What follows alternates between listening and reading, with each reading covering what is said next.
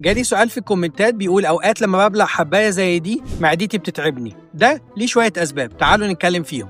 اولا، في حبه من المضادات الحيويه والمسكنات زي الايبوبروفين والاسبرين ممكن يهيجوا جدار المعده حتى لو اخدتهم بعد الاكل.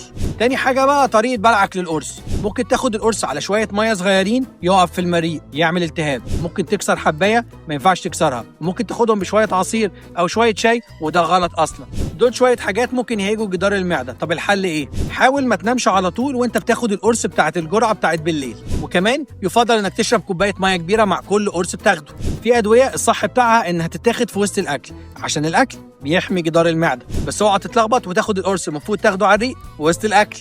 لو انت اصلا جدار المعده بتاعك ضعيف محتاج ترجع للدكتور يكتب لك دواء يقوي لك جدار المعده. في حبه بقى مننا بيجمعوا الادويه في ايديهم ويروح رامينهم فوقهم ياخدوهم مره واحده. ده ممكن جدا ادويه تفاعل مع بعض ويتعب لك جدار المعده. الخلاصه يبقى حلو انك تسال الصيدلي اخد الدواء ده ازاي. لو عندك سؤال اكتب لي في التعليقات هجاوبك عليه الحلقه اللي جايه. انا بيتر واصف، صيدلي مصري من شبرا عايش في كاليفورنيا، ودي شبرا فوني. اشوفكم الحلقه اللي جايه.